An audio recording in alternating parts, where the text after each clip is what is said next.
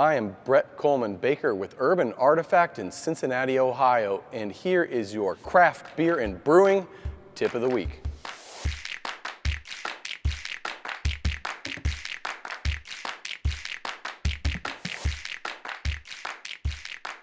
Your other option for fruit is extracts.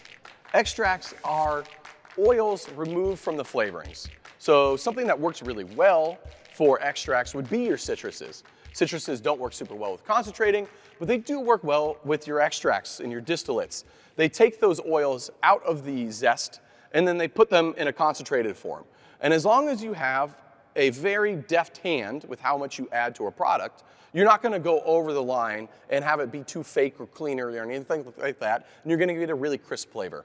The other option with extracts is buying a fruit extract of the fruit you want, like blueberry, for instance. And you can buy natural or artificial extracts, which you do need to put on your label.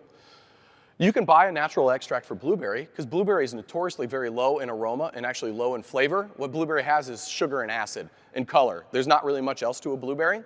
So a lot of customers, they'll kind of feel like they're getting ripped off when you make a blueberry beer that's 30% blueberries by volume, and they'll tell you there's no blueberries in this beer, which is bullshit because there's a ton of blueberries in that beer and I can prove it. But again, customers don't want to hear that. So what you do is you buy blueberries and then you top note it a little bit with some extracts. Again, we don't do that for all of our beers, but for some of our product lines, especially this Cappy Snacks product line that we've launched in the last year, they use some fruit puree in addition to top noting, because one, it saves you money because puree is expensive, and two, it allows you to meet flavor expectations of the customer better. Next thing I want to talk about is WONFs with other natural flavors.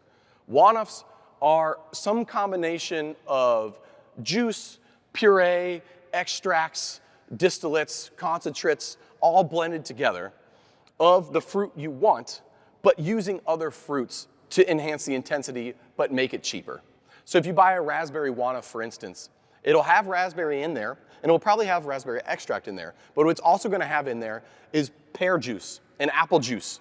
And those things give sweetness and body and fructose and that fruit flavor without being very distinct. It's actually a cheat code for a lot of juices you buy at the store. They'll be all apple or pear based, and then they church them up with other colorings and flavorings. And that's how it's so cheap.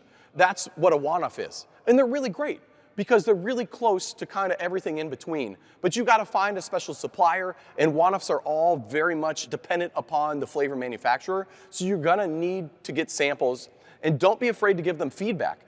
A good flavor manufacturer, whether they're making extracts or WONFs, will actually take your feedback, adjust their recipe, and send you something new. And if you're really gonna sweet talk them, you might even get something that's wholly unique. Your raspberry WONF might be wholly unique to your brewery, depending on how you work closely with this flavor house. There's a lot of options out there for you as brewers to find the best fruit product that meets your needs. It's a balance of flavor, your values as a brewer, economics, and the end result of what you want. If you want a lager made with cherry juice, but you don't want that much cherry flavor, a cherry concentrate is probably perfect. That concentrate's going to be crystal clear, it's going to be a beautiful color, and it's not going to get in the way of the subtleties of that lager. If you want to make a kettle sour beer that is just a punch-you-in-the-face fruit smoothie bomb, get a puree. It's going to have everything you need from a mouthfeel standpoint, from a look standpoint, from an aroma standpoint, and you can just use a bunch of it, and since it's a smoothie style beer, if that's what you're going for, you're not going to have that bad of a loss. There's a lot of pros and cons to a lot of these options. You can find an option that's going to work for you. You can find an option that's going to work for your owner if you're just the brewer.